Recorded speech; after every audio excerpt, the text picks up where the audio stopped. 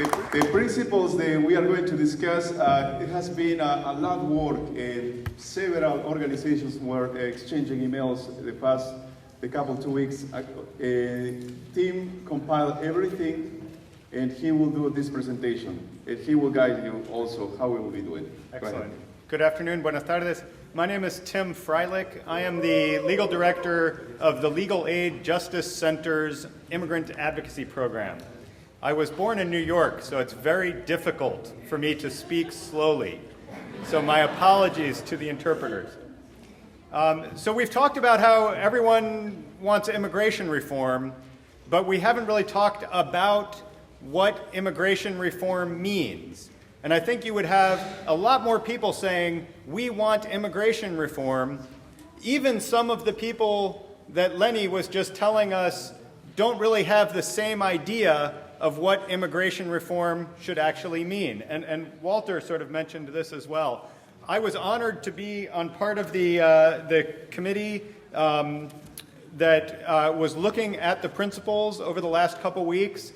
It was a tremendous effort, and it was a broad effort. I particularly want to thank Dong Yoon from the National Korean American Service and Education Consortium for participating, and also recognizing today, Dan Choi was mentioned from the Coalition of Asian Pacific Americans of Virginia. Okay, this is not just a Latino issue, okay, by any means. And I want to just take a moment to thank especially the new allies in the struggle who are just as concerned about passing immigration reform as the Latino community. So thank you to the Asian Pacific American community for coming today as well and participating. Getting right into this, okay, we want to talk about what are some Virginia principles for immigration reform. When we say we want immigration reform, what do we mean here in Virginia? Okay, the first one, well, so everybody should have this piece of paper, okay? Across the Commonwealth, we're coming together to call for common sense immigration reform on the federal level, okay?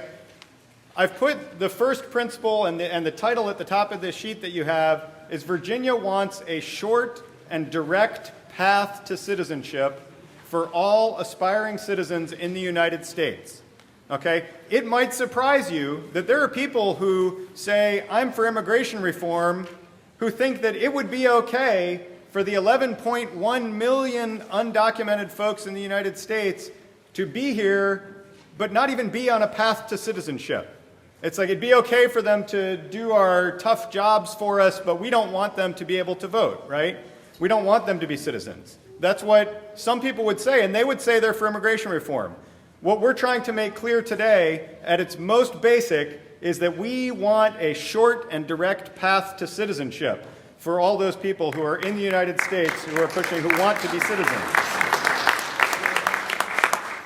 Short and direct path to citizenship. Okay, the next one is we believe that true reform should respect the dignity of every individual and end the mass detention and deportation of immigrants. I want to particularly thank Marco Grimaldo for his excellent suggestion from the Virginia Interfaith Center for Public Policy on the phrase respecting the dignity of every individual. Okay, part of what we were trying to do on the Principles Committee is come up with a set of broad, positive, hopeful principles that everybody can get behind without too much effort. We will all have some differences within those principles, but the idea is if we have the broad, positive umbrella principles that we can all get behind when we say we want immigration reform, okay, then underneath that, each of our different organizations can stress which of those principles are most important to us, or how do we interpret that principle, right?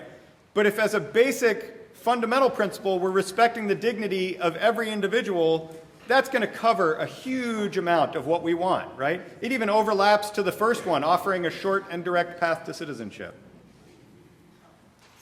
Reunite and strengthen families through the elimination of immigration backlogs. One of the things that we definitely wanted to get out there is that immigration reform is about families, okay? And we stated this in the positive, right? We want to strengthen families and reunite them.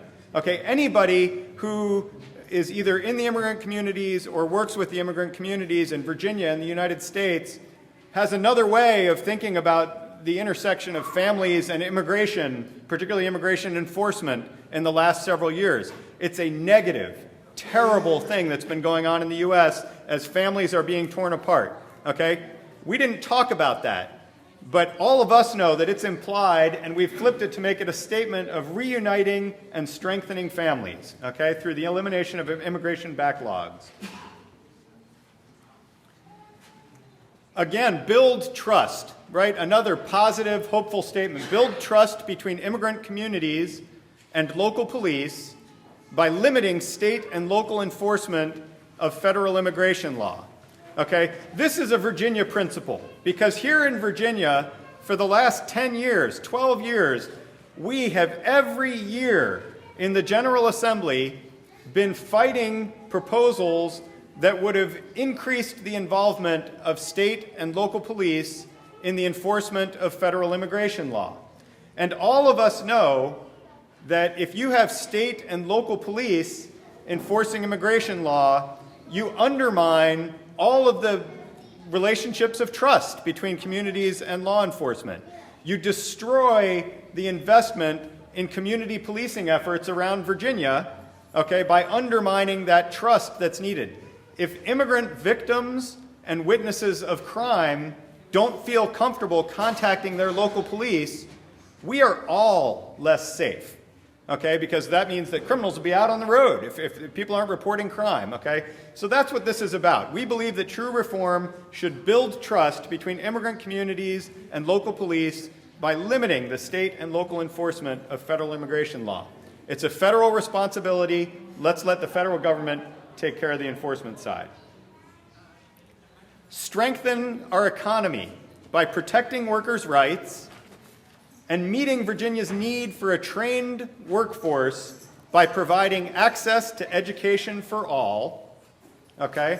Strengthen our economy. Again, there are some people who think if we pass immigration reform that suddenly allows these people to get work authorization, then suddenly somehow that's going to hurt our economy. We're making a clear statement that that's not the choice that's being made here, okay? If you pass comprehensive immigration reform, common sense reform, along the guidelines, along these principles, we will be strengthening our economy, okay? And if we go one step further and provide access to education for all, okay, none of these, we've been fighting in the General Assembly, we've been fighting bans on access to higher education for certain immigrants, limits on who can get in-state tuition among Virginia residents. You know, if we, even scary policies targeting, you know, trying to find out whose parents in elementary school are lawfully present or not, okay? We've been fighting those policies, right? This says if we provide access to education for all, we're going to strengthen our economy by making sure that Virginia businesses have a trained workforce, right? A well-qualified workforce, and that's how we're going to strengthen our economy by passing common sense immigration reform. Finally, we want common sense immigration reform that honors our history as a nation of immigrants by welcoming, celebrating, and promoting the full economic and political integration of this most recent generation of immigrants. Again, that goes to the question of what kind of reform are we talking about? And that's why we want that short and direct path to citizenship, because we don't want to create an entire or perpetuate an entire underclass of folks who are living here or who are engaging in our economic system, but who are not fully integrated politically into our system. Okay, that's not what democracy is about. Democracy is about participation, and we want to make sure that everyone who's here living and working in the U.S. is able to participate fully. And the point that was made earlier, okay, now is the time. We don't want to wait. We're tired of waiting. We've been through this a couple times before. Now is the time. There is no reason why it shouldn't happen now along the principles that we've set out. So there you have it. I want to thank again the members of the Principals Committee, the larger group that put up with tons of emails back and forth over the last few days to make sure that there were principles that we could all get behind, and thank everyone who has been participating. Also, I understand we have Marvin Figueroa from Senator Mark Warner's office. Is Mr. Figueroa here? There we go. Thank you. Thank you for coming today. Thanks. I think it's very important that we recognize a lot of people are paying attention to what this group does today and this afternoon, okay? It's very special to have distinguished guests like we have here today. So thank you. Thank you for your participation.